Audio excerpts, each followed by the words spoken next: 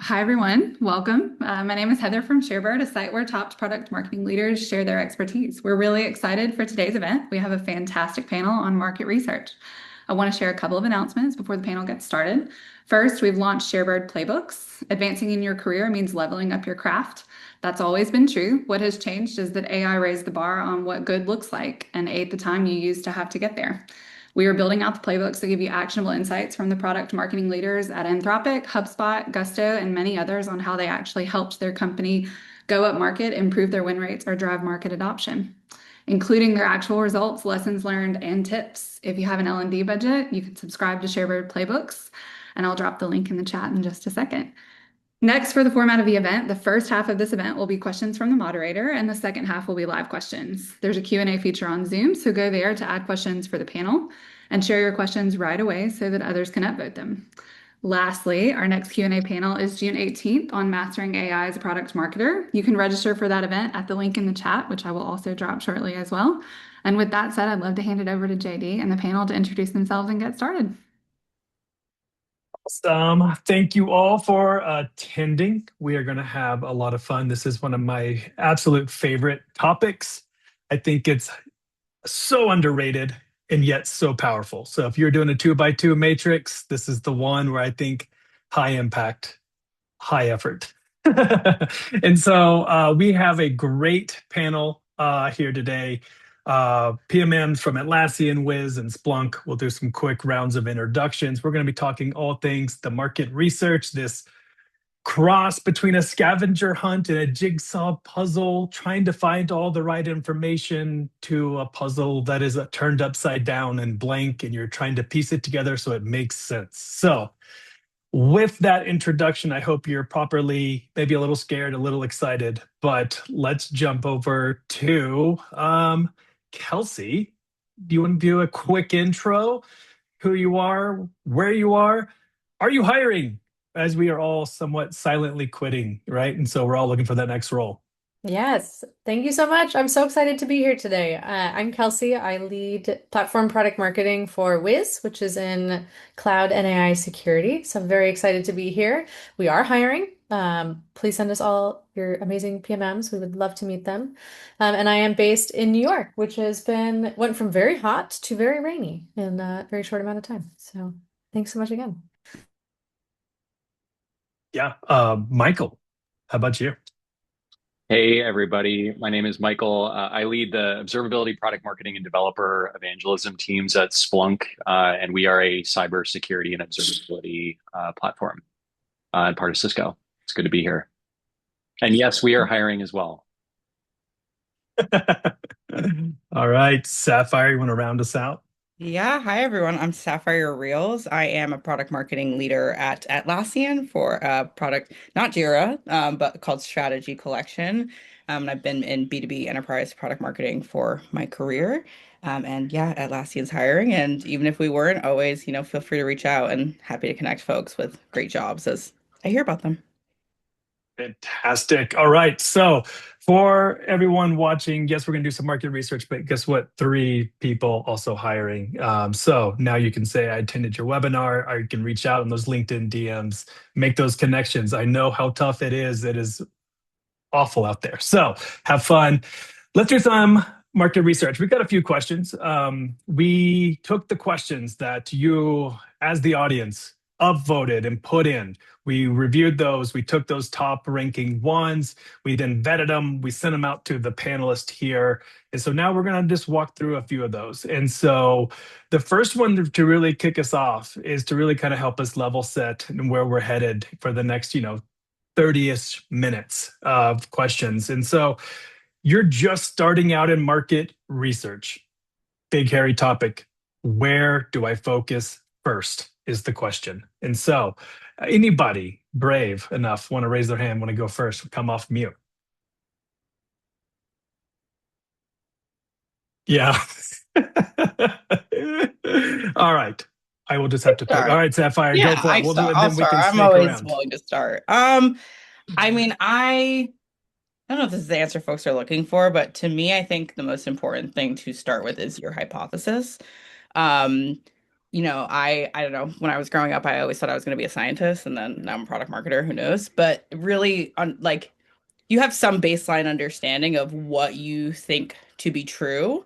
And so I do think it's very, very important to start with like, what do we assume to be true? Now, I would never give the advice to just go out and try to prove that thing is true. That's going to not work out in your favor. But I always start with that hypothesis, and there's definitely some like internal context gathering that I do. I know there's a lot of questions around like what sources do you use, so I'll leave that to kind of those pieces of the conversation. But yeah, start with that hypothesis. I think is a really great place of what you assume to be true. And I think that that's one of a really good way to start, like getting also, consensus around kind of what you're doing. So yeah, for me, I don't know, I'll throw it over to my other panelists, but one of the best places I think is starting like, what's our hypothesis of what we think to be true and what we want to uncover with this research.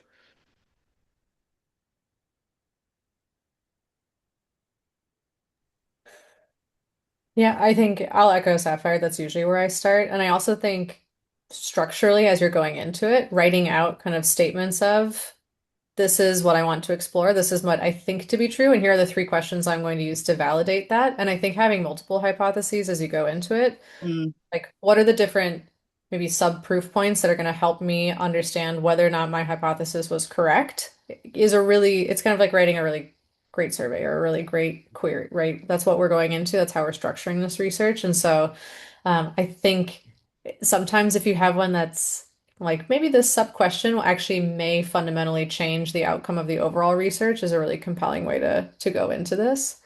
Um, One thing I had when we first were chatting about this question too is on market research, where do I start? I also read this as like what topics should I start with? Sure.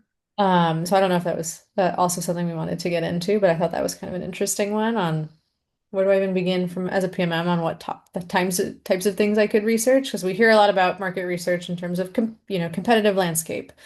One area I would just always would encourage folks as if you're newer to this space is really deeply getting into the persona side, maybe before you get into some of the more product and competitors sections. I feel like that's never maybe not under focused, but it is never a place where you can do too much. And so I'll just throw out that a consistent theme or focus area as you go into some of these topics.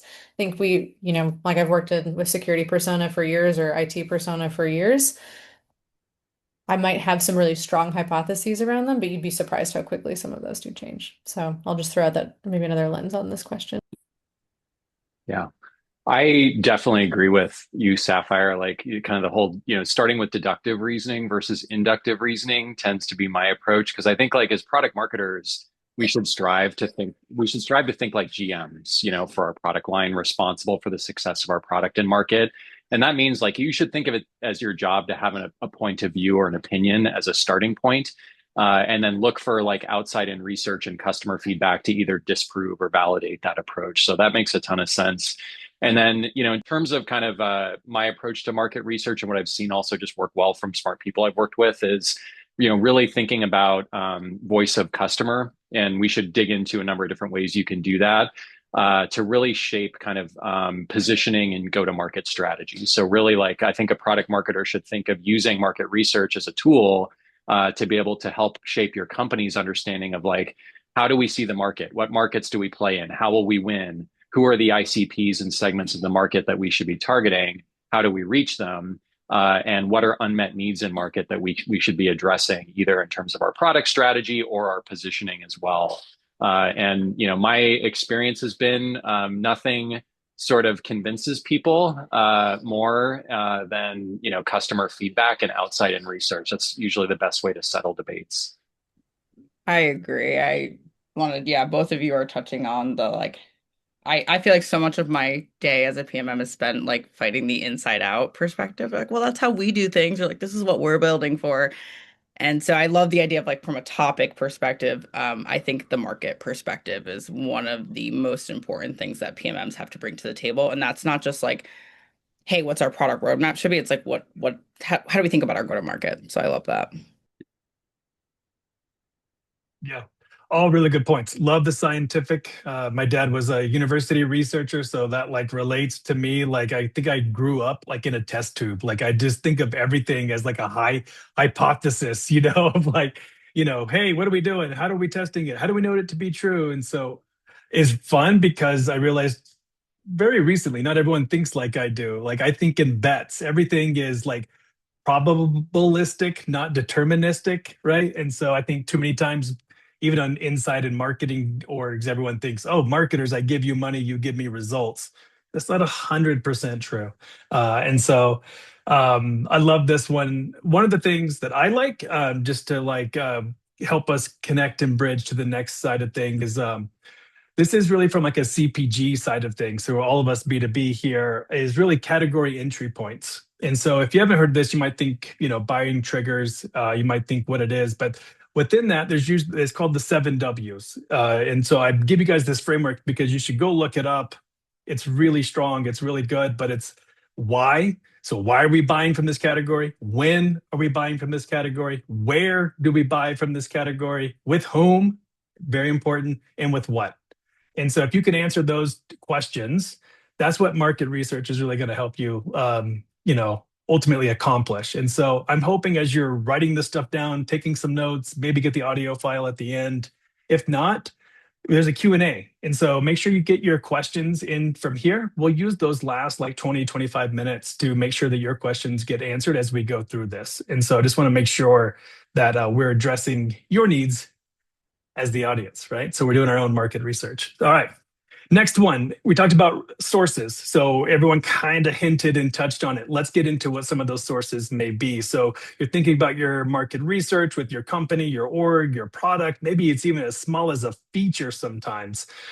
And you don't have a research team. So in some orgs, you're lucky enough that you may have like a research team. Sometimes even market research lives on a strategy team. I've seen it live under, sometimes I've seen it under like finance strategy. I've seen it marketing ops. Like, I don't know, it's somebody is doing it. I'm hoping it's you because I think it is going to position you well within your own company, within your own team, if you have this data. Going back to what Michael's even saying, you've got that customer data, because if we're going off opinions, let's go off mine, right? As the saying kind of goes. So when you're thinking about sourcing this information, let's go a little bit deeper. So, Sapphire, you were talking about your hypothesis. So let's just pick a hypothesis. Maybe it's something recent in the past, but then how did you go and test it? How did you go and try to then validate that hypothesis to understand if I got the right information? Yeah, I mean, we asked about like my most recent experience with this. So I just let out on it started with as like a white paper we were putting out. Kind of, Atlassian is trying to, we're entering into a new market category. We've been in it. We're trying to, improve our ranking, which we're doing. Very exciting. But what's our point of view on kind of where this market is going, where it is today? And so for that, we wanted to do the primary research, build a white paper, and then build a campaign. So we actually went and partnered with a third party. They're called GLG. If folks have never heard of them, this is not pay me to make a plug. They're just a really great research organization. And the reason that I bring that up is because I think we'll probably get into the like scrappy ways as a PMM you can go do research. I'm sure, Michael and Kelsey have tons of ideas on that, but I do think market research is a craft. Getting statistically significant information is very, very important. There are definitely some frameworks and tools and methodologies in terms of like, proving out data. And so, yeah, for the weight and importance of this research that we were doing, we actually went out and we wanted to have pure market information. We wanted to test our hypothesis, figure out which variables, impacted the hypothesis that we had. So that was ultimately the route that we went, and we did both qualitative and quantitative research with that group. So yeah, I think it honestly depends on kind of what you're trying to achieve. We needed to prove our credibility in the space and that we understand the market. And so going to things like our customers wasn't exactly what we wanted to do. So yeah, I think my takeaway for that is like kind of depends on what you're trying to figure out and what your outcome is. So yeah, I'll throw it over to Kelsey, Michael. Yeah, I'll echo. I've actually used GLG in the past. What I think has been really helpful about that approach, and I'll give you maybe a tactical example. At a prior company, we were going into the start of the year, we were saying, hey, how do we want to refresh our go-to-market motion for the new year? And I think going into that we wanted that to be grounded in what's actually happening in the market, what's changed, how do we want to help our field teams best take advantage of this? And there were two buckets of research that we did. One is on specifically what are we seeing in the field and with our own customers. So there's multiple data sources that we pulled there. I think that qualitative and quantitative is a really important mix in kind of this whole landscape. But what kind of data can we pull from Salesforce or from call logs, right? Or from conversations. So there's data. There's also interviews that we did with sales team, with our own internal teams and with customers. And so we pulled that kind of blend of quant and qual. But third-party research is really impactful to say, especially for example, this specific project, because I don't just care about where are we seeing success today with the people I know.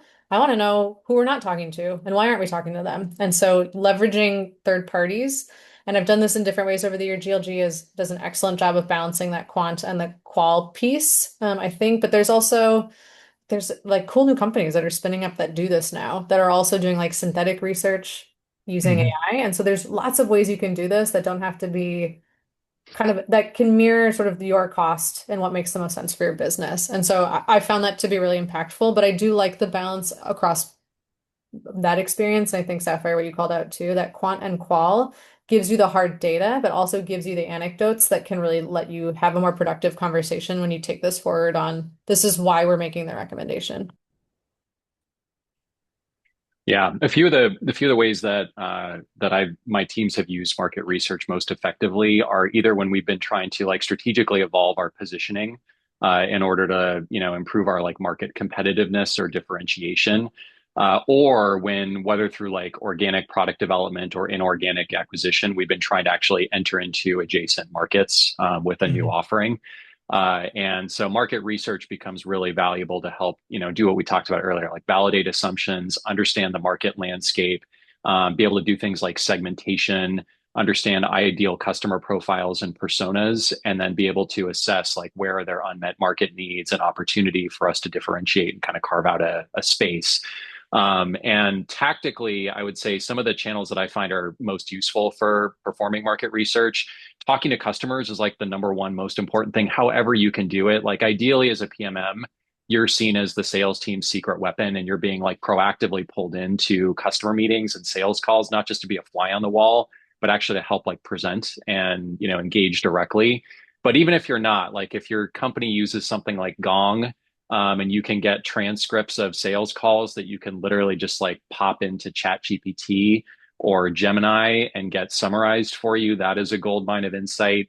Analyst reports that cover a various market segment or category, whether it's market guides or magic quadrants or critical capabilities documents from Gartner or any other reports that you can get your hands on. Even if you're not a subscriber, oftentimes another vendor has purchased reprint rights for those and you can go fill out a lead form and download it for free.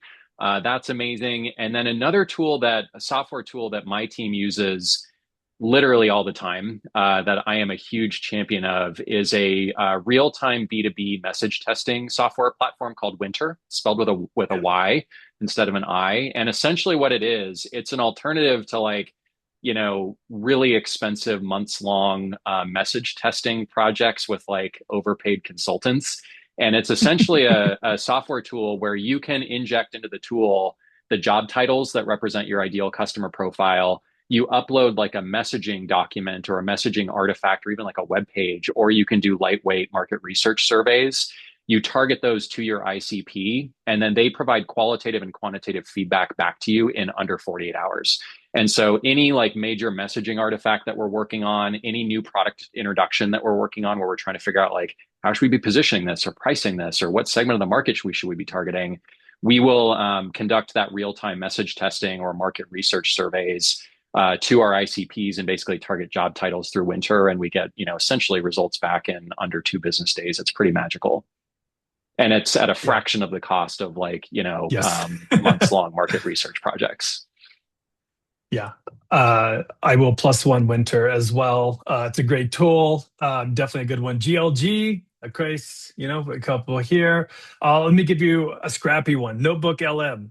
So if you haven't used it from Google, just keep a running list of every article, blog, research report that comes out. It is wild how good it is at synthesizing 50 plus information plus YouTube videos. This is great for webinars, competitive webinars, right? And it will suck it all in. And those Gemini models are only getting stronger and better. And, also give it your information too, and it can really do some battle testing. And who doesn't love an audio overview? I get a podcast out of it, 25 minutes. And I'm like, wow, that's a great way to talk about that. So Yeah. you might even help your own messaging. Go for it, Michael. Hey, one more thing, and this almost Yeah. sounds ironic because I've spent my whole career as a B2B product marketer. I've never worked in B2C, but don't sleep on Reddit either. Like if Yeah. I'll give you an example in kind of my category, like we target a job title or job function called SREs or site reliability engineers. Yeah. And there's a subreddit for SRE, and Yep. just spending time reading those and seeing how essentially your buyers, like what is part of their zeitgeist? What are they talking about? What are they, writing about on Reddit? How do they talk about things? That's another gold mine for research and just understanding how your ICPs think.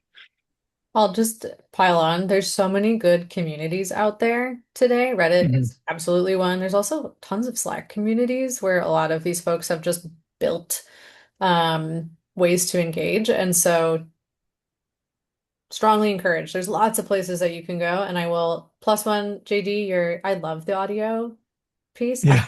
actually don't like podcasts very much. I'm not a huge podcaster. I like to read a lot, but I love those audio overviews, like deeply. Yeah. Amazing.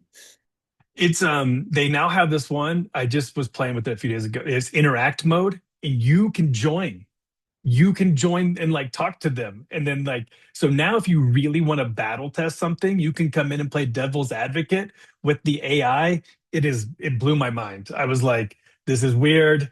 I'm a little uncomfortable, but man, that story was like really good. Or like they're very, very good at narrative grounding. And so they're very good at analogy. This is like using a hammer to cut a board. It's a great tool, but the wrong one for the job. And I was like, dang, that was really good. And so anyway, this isn't your typical webinar, guys. We're having fun here with this panel. And so we're going to give you some really fun tools, some really good sources. My one caveat, again, I love being devil's advocate or the contrarian. Customers don't know what they want. And what I mean by that is, let's think about Henry Ford quote, right? If I would ask a customer what they wanted a faster horse. You think about Steve Jobs. Also know when to go to customers and what to ask customers. If you're thinking innovation, if you're trying to test, customers probably aren't going to be your help there. They will tell you how to improve your current product, though, and they will be very clear of all the pain points that they are currently having.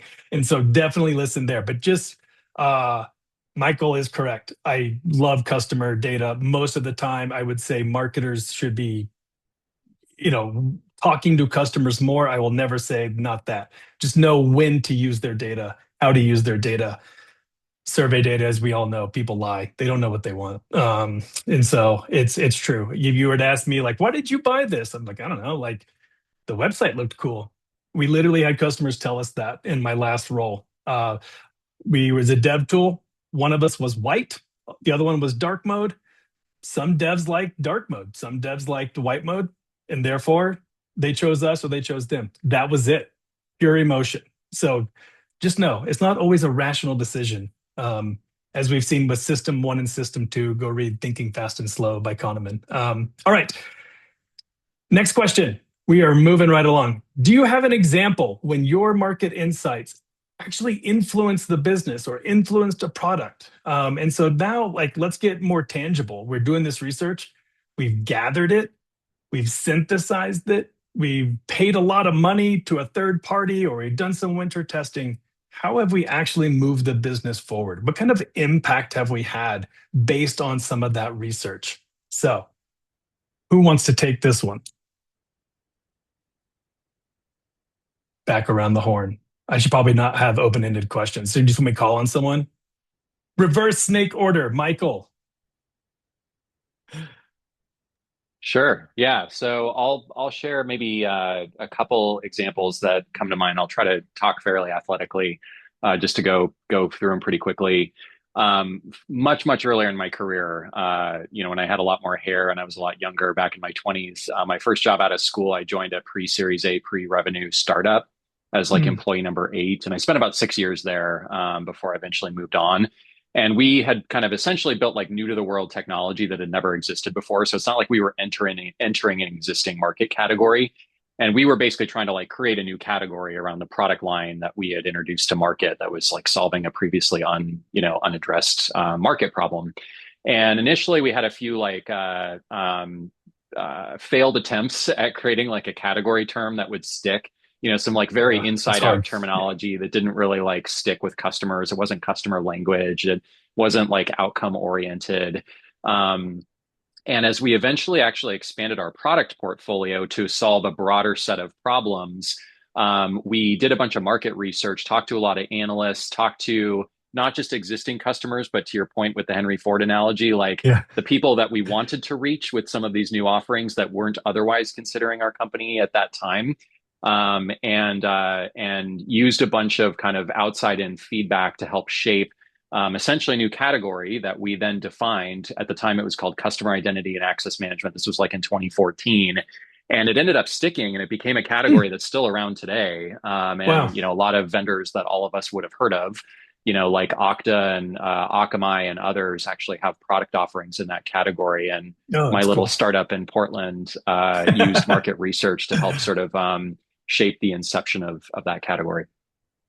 That's a cool story. Yeah, thanks for sharing that one, Michael. I like that one. But I think it was really good, right? Like you went to who, right? It was like who you went to and where you went to. I love that one too, because I also love it is all of us have all been on calls, gong, whatever, and you hear the customer say it, and you're like, that's it. That's bingo. Like that's the one, right?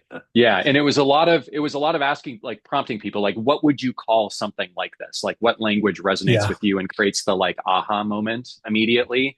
But then it was also like looking across the existing. We were operating in like the broader Martech or marketing technology stack, and looking across other established Martech, categories, and making sure that we weren't tromping on an existing category in a way that was going to create muddiness or confusion. And so that's really where the outside in research, across both talking to our ICPs, but also looking at how analysts and other independent advisor firms looked at the broader space was really helpful for us to zero in on.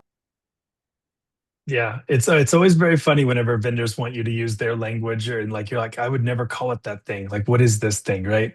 I've got stories about this one, but Sapphire, Kelsey, anything from your past experience where you've been able to influence business decision or product decision? Should we reverse the Oh, order, Sapphire? yeah, go for it, Yeah, we'll Kelsey. do Go ahead. reverse, Kelsey. Yeah, All yeah, right. yeah. I'm also, Michael, fascinated because I worked at one of those big vendors on the identity side. So Oh now no way. a follow-up question for you. Anyway, we'll talk about that later. But so I'll give maybe a more minute example on specifically for a product and how we maybe changed the trajectory of that specific product as a counter to maybe some of these more broad ones. So this was specifically around, it was a product that we had taken to market. We had launched it for its first use case. And then there was sort of a charter on, we want to take it for its next use case. Should we reconsider pricing as a part of that next step? And so the question was, can we, or the hypothesis is, should we continue to price it the same way, or do we want to evaluate? And we had some Mm, thoughts on how we might shift pricing based on this next use case we wanted to unlock. And so what we did is we took a look and we interviewed a series of customers and said, hey, what other, we had our pricing kind of questionnaire that we wanted to go to, but we spent a lot of time asking about the use cases and understanding what are they using this product for? What else would you like to use this product for? And what was very interesting is that they were certainly looking to explore this kind of second use case that we'd had in mind. But what we found through these conversations was that there was a whole bucket of use cases that they were just running wild with, that we had some data on, but mm. not really intent data and sort of usage data don't always come through kind of at the same time. And so what we were found, and we continued to probe on what types of use cases and what use cases were most valuable to them, was that this third bucket of use cases actually turned out to be extremely valuable. And so, and I know we'll talk Mm. about this later, but how do we validate? Because this is, to your point, Jake, Yeah. this is a small group of customers, right? Okay, that's great, but this is signal. It's not necessarily maybe trajectory changing just yet. And so this is where we started to go to some of those broader communities to say, what kind of tools are you using? Is this an area that you think that you would like a new solution in? What's effective for you? It turned out this was kind of a busy landscape, but no one felt like they were very open to exploring other products for this. And so what we came to and the data that we brought forward was, yes, we should go actually after the second use case, but we should fundamentally change actually our pricing model to be agnostic of use cases. And so we actually pivoted how we were going to be taking this thing to market. So rather than say we'll have use case A and B and price it that way, we actually just fundamentally changed the overall pricing model, because what we found is that customers just really wanted to go, they wanted flexibility. And so it changed Yeah. ultimately the trajectory of that product. It was also then became the first time we did a freemium product. So we wanted to give them kind of a tester so they could go experiment and then off to the races, which with whatever use case they wanted to have going forward. And so it was a very interesting kind of acute example of a hypothesis for a specific product. In this case, it was a pricing hypothesis. But if you do your research right and you validate it correctly, and keep an open mind on that hypothesis, really just kind of uncovering a massive opportunity that actually is a significant way that product now is taken to market. And it was just kind of a cool evolution, and then lots of fun validation as we took this around to different teams to get buy-in on, we're going to blow up how we're going to market, we're going to change this, and getting buy-in. But that market research was very pivotal in both the product strategy as well as go to market. It was a really fun one. That's really cool. Yeah. And Sapphire, what about you? Yeah, mine's also kind of around pricing and packaging. So I won't give specifics on where this was. But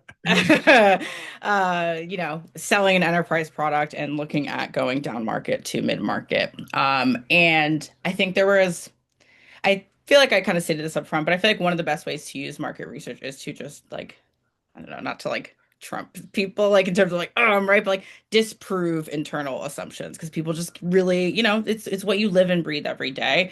And I think internally there were a lot of assumptions around like one of the offerings we had was pretty complex, and built for the enterprise, and we were building kind of like quote unquote lightweight versions of this. And so there was this idea that from a pricing and packaging perspective, we could give them, um, I would say, uh, depth in specific like use case capability sets versus breadth, right? Like, do you want, a little bit of everything, or do you want to go deeper on some specific things? And I think there were some hard assumptions around what we could do, and it was a lot of it was based on existing customer feedback. And so what we did really quickly and scrappy is we hired a third party.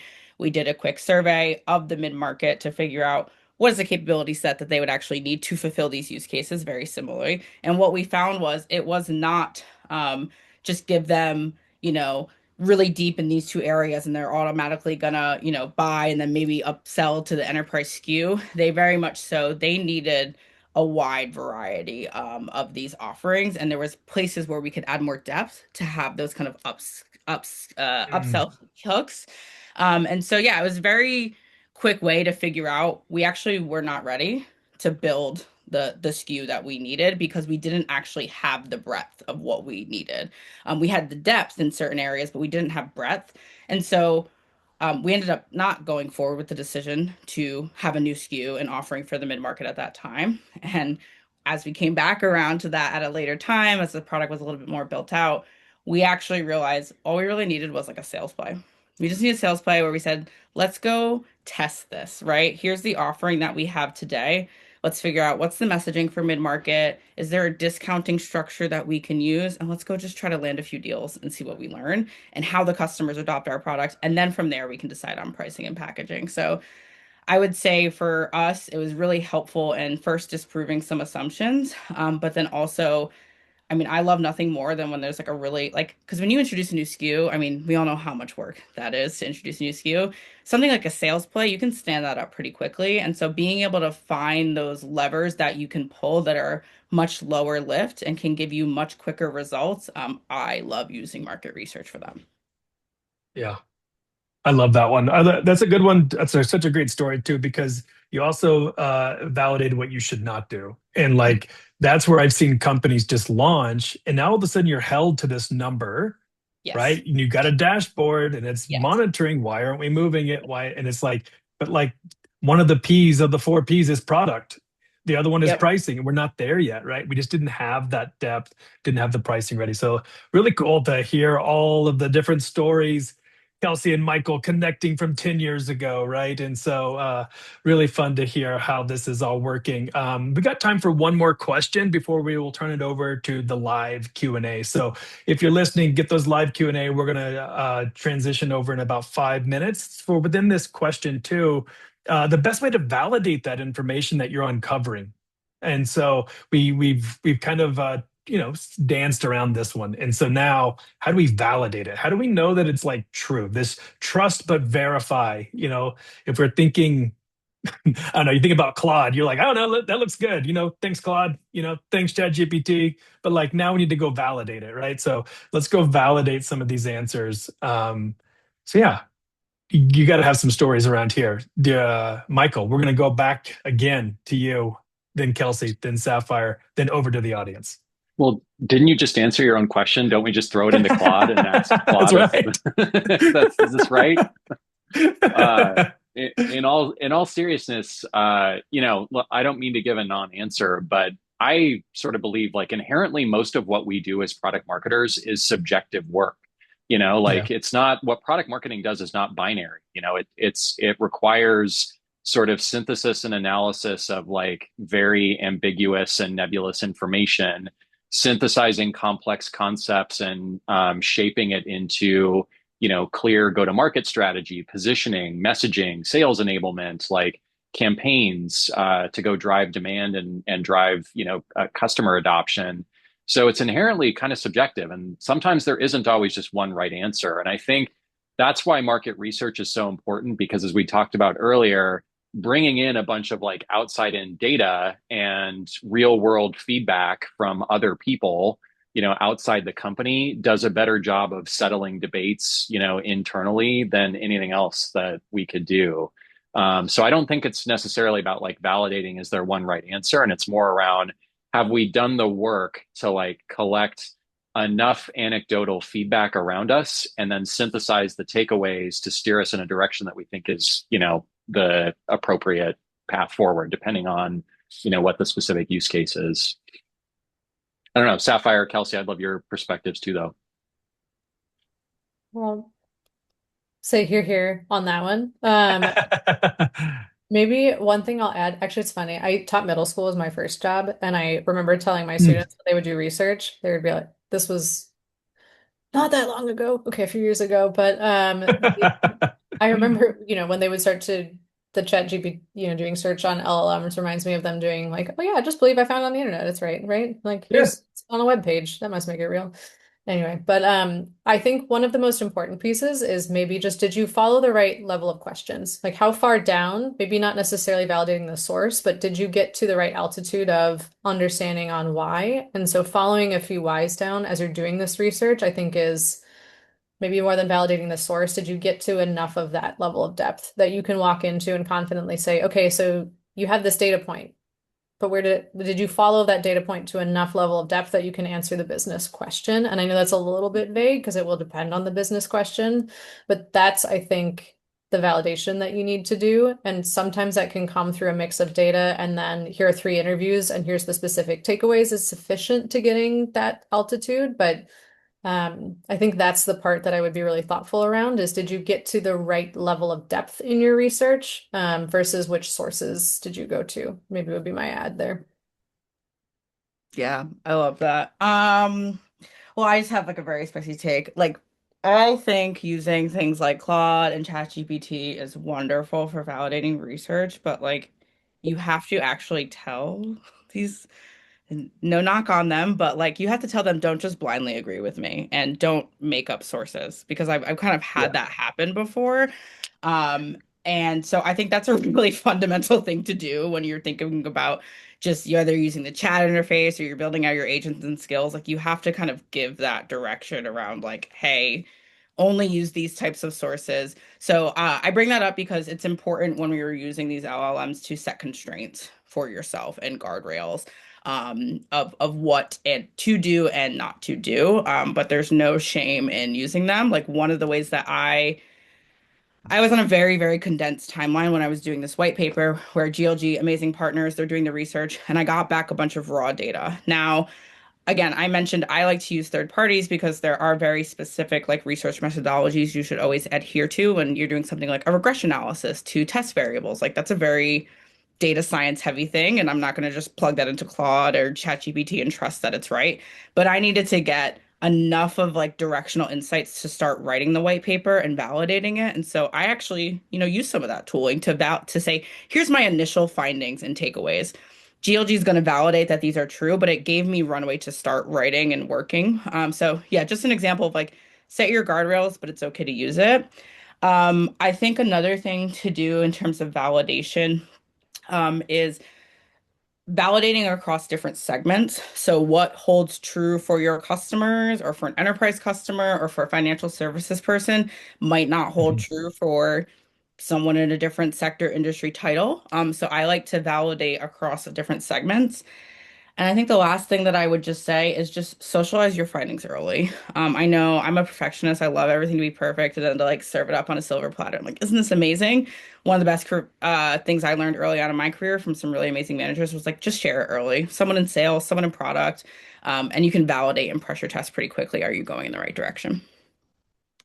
Nice. All right. I'm going to come full circle with all of this. Going back to the researcher. So it's the thing my dad always taught me too. Confidence levels, super important. So you're going early. Hey, I'm about like a 60% confidence level here to Michael and Kelsey. I don't know if I have the depth here. And you're just showing people where you are, where your gaps are. A lot of times they may have it. It is wild the amount of information in an organization. And if you just state it out loud, I don't have this depth, this altitude, as Kelsey was talking about, right? To Michael's point, too, it's also this market is dynamic. It's not a static snapshot, right? This is why we have jobs. This is why it's market research, right? And so when you're pulling this into the validating, coming back, look, how do I get to an 80% confidence level? Go into Sapphire. That's perfect for an LLM. Battle test this. Tell me where I'm wrong. Poke holes. Use it as a thought partner, a sparring partner. Because I'd rather fight with Claude in private than like my head of sales over here in a public domain, right? So go have fun. Let's turn it over to the audience now. All right. You guys have been, thanks for humoring me. It's fun being moderator and not having to like fully answer these questions. All right. So we've got a couple. Alex, you are first. Alex Bloom, thank you for the question. He says, or she says, how have you leveraged AI tools like Listen Labs or Outset.ai? Any best practices or watch out with these tools? So I haven't heard of these tools, so I'll turn it. Have you guys ever used Listen Labs, Outset? Um, Maybe someone's just doing a quick plug or an ad. I always love. I don't know. I probably watch like too much Black Mirror now, right? I feel like everything's an ad. I'm also a marketer where it's like, is this an ad? But I have not. I'm gonna do my deductive reasoning and say maybe those are like audio, transcript analyzers. So if that's what we're okay. talking about, again, I don't know. I don't know what this is. Um, but I think just in general, any of the AI tools, one of the pieces of guidance that I have is like we talked a little bit about, you have your hypotheses, and then if you're using some of these tools to find like, does the data actually map to my hypotheses? I would say the LLM's probably going to tell you, yes, it does. And that's where you go fight with Claude and you battle test and pressure test it. So I think kind of what we just shared would be my guidance without knowing what those tools are. Yeah, I just did a quick Google search. It looks really cool.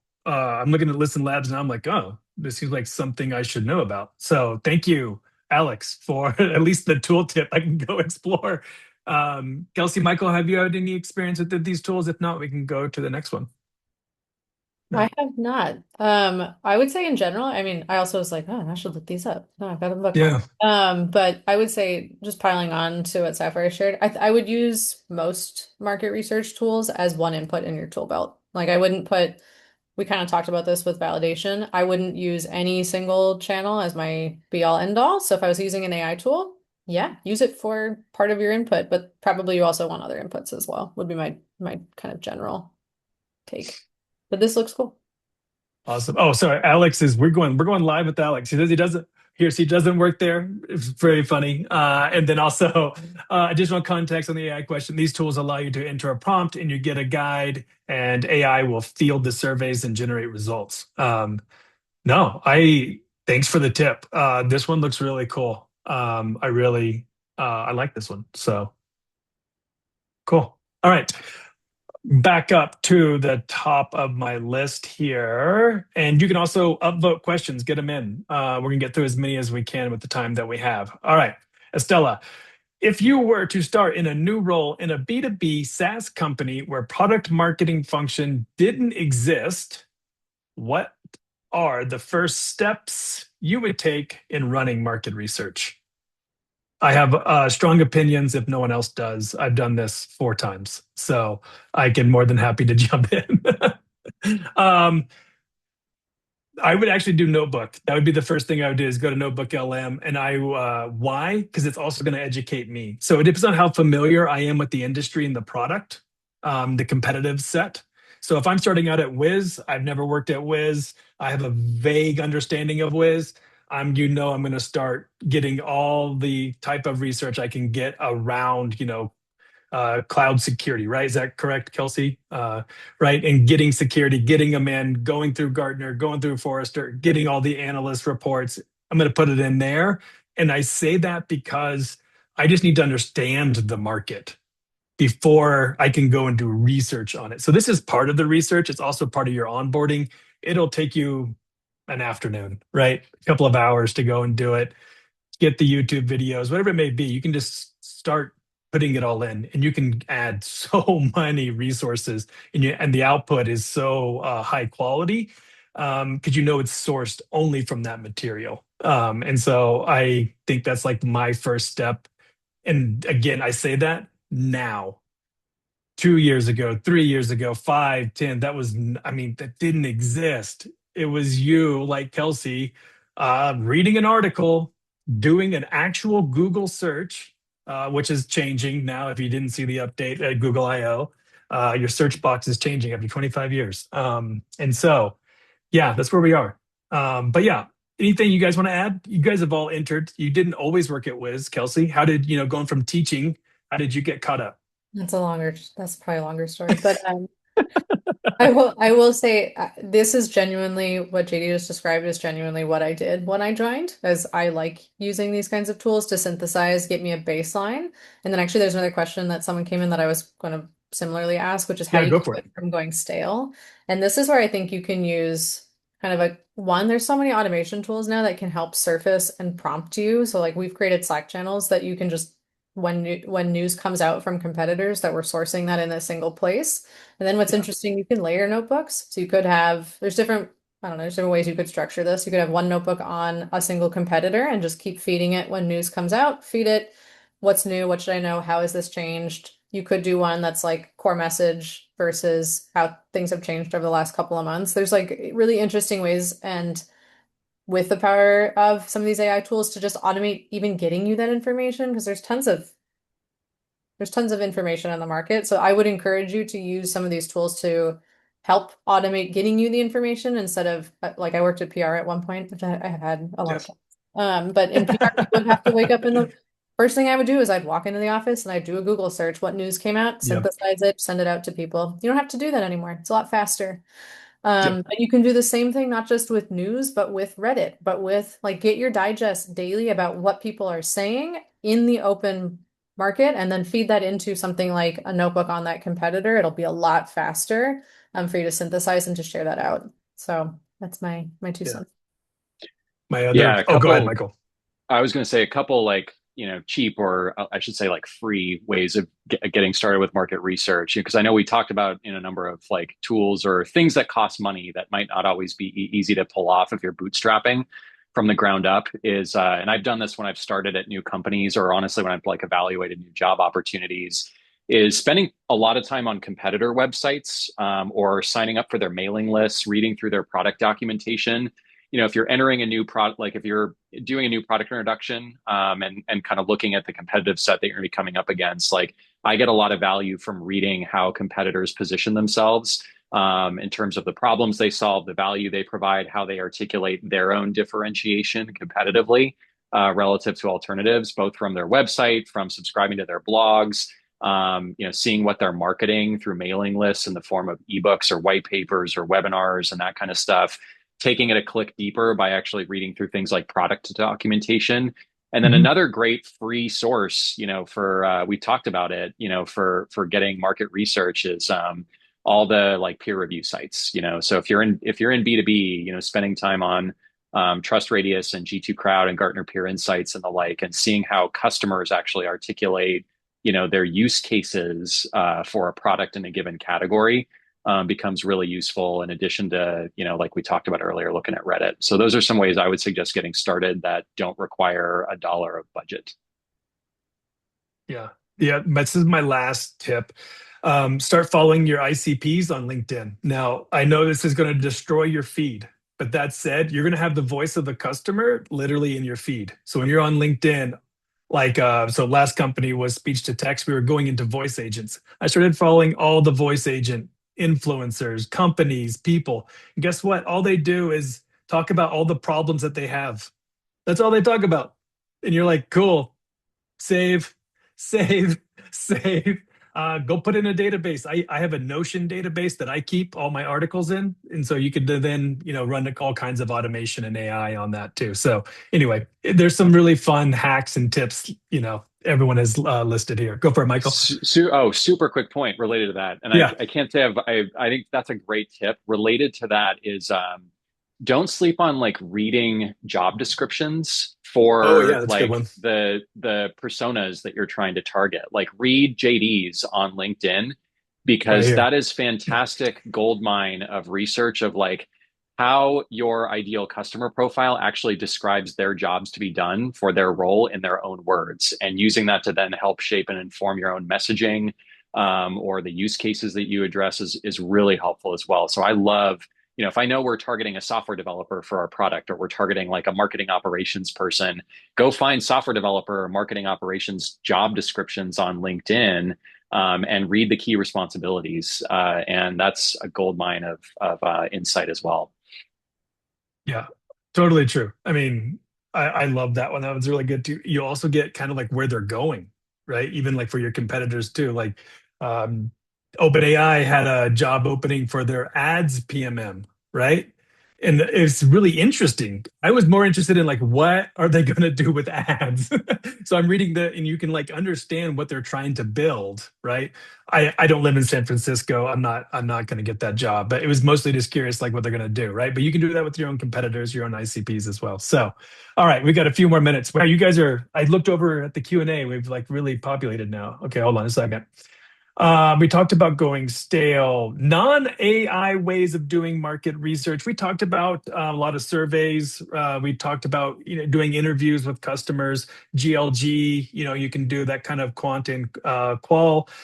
So we've addressed some of those, and again, reading all of these reports, all the forums, the communities, the social, all of those. So I like this one. This one's for Sapphire specifically. How did you validate pricing for enterprise versus SMB, where their willingness to pay and budget is so high? Did you do like a two-tier pricing then? Not sure how much you can reveal if you Yeah, I can talk about that. can't divulge trade secrets. I mean, I'll just kind of I think maybe what the question's getting at is like they have very different budgets, I guess is what it comes down to.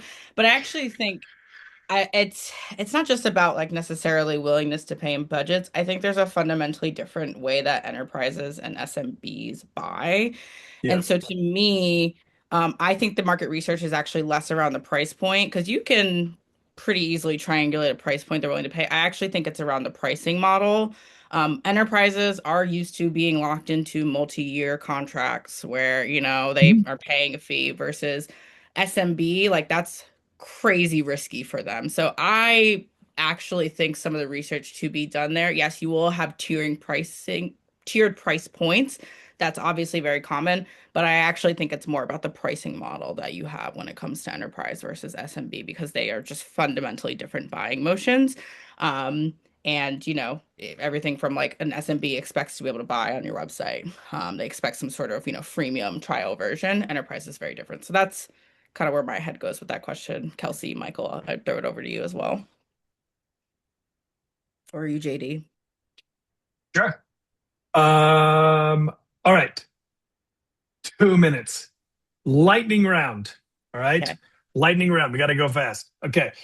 How do you scale research efforts, your market research efforts, to keep up with how fast product and engineering is shipping? I don't know if you guys have felt it too. It's getting fast. It is wild what they're using Claude Code or they're using a Codex, whatever it may be, and it's moving. How do you keep up? 30 seconds each, and I got to turn it back over. Go for it, I mean, that's a Sapphire. very broad question, but I think Yeah. I think maybe I'll go from the like, let's say like you want to launch these things, they're shipping. Problems and like use cases and positionings should be durable.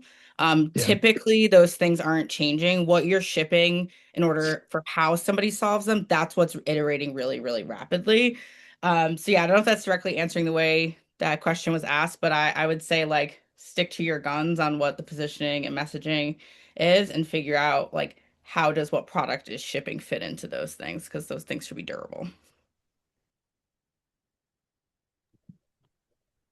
I'll pile on. This question might be getting to like, how do I feed that back into my product team? If I like what input and what signal I'm getting from the market, I would just get in a like bite sized, make it really easy and digestible. I think too. I think it was Sapphire who said, or somewhere JD said, you don't have to give them something perfect, but give them signal. Like how frequently are Mhm. giving signal. Don't wait until you have a perfect, hey, here's my nice package to update. Just get them, hey, I want you to know this week these three things came out. Like here's three articles, my quick 2 cents on it. Just get in that habit of sharing on a weekly basis, wherever channel you have, that it's automatically digestible because it is moving fast. Like I get on a call with PM and they're like, I have a new thing. When are you launching it? Next week. Oh, okay. Let's get going. But they also need that signal equally fast and don't be shy about not having a perfect analysis if we don't have time for that. I guess that's where my head goes to. Just get this signal and start to identify trends. That's where you're going to be really impactful is when you can start to see trends over time. Hey, I'm noticing that we're seeing a repeated call Yeah, out that's on good. this. That's really important. And then what do you do about it is kind of the next power of PMM. Yeah, I strongly agree with what both of you said. I think like bite-sized insights is really helpful in doing it more frequently and with higher velocity. Getting short snippets out via Slack, recording yourself on video, like talking for Mm. 30 seconds and distributing that out versus feeling like you need to write a novel or a dissertation, in a way that takes months. And then I think a lot of the other advice and the tooling that we've talked about in the last hour is actually about enabling velocity and faster twitch market insights. The use of Mm. AI tools to be able to very quickly synthesize a bunch of disparate information and summarize takeaways, I think is really critical for moving fast. And then again, I talked about like Winter, this B2B real-time message testing tool, but this tool's whole reason for existence is to move away from the need to do like a 6 month long market research project with focus groups to actually get real world feedback from your ICPs. You can do that now in 48 hours at a very low cost. And so that's been really beneficial for my team across the last two companies where we've been a customer of that tool. All right. Sapphire, Kelsey, Michael, thank you so much. Fantastic insights, lively conversation. For those we didn't get to your questions, I don't know, go ask it on LinkedIn, tag us. We'll answer it in the comments, DM us, let's take this into the LinkedIn world, right? Go ask it on ShareBird as well. Heather, read us out. I feel like I'm in a podcast. Thank you guys. Thank you so much to our panel and our moderator. We work hard to curate the best product marketing mentors for you to learn from, including the people on this panel. When you're ready for your next job, I recommend looking for jobs on their teams. If you had a question that wasn't answered, like JD said, you can search thousands of answers on sharebird.com or ask it on an upcoming ShareBird AMA. As a reminder, our next event is June 18th on Mastering AI as a Product Marketer, and you can register for that event on our site. Lastly, if you have questions or feedback for us specifically, please email us at events@sharebird.com. Thank you so much, guys. Thanks, everybody.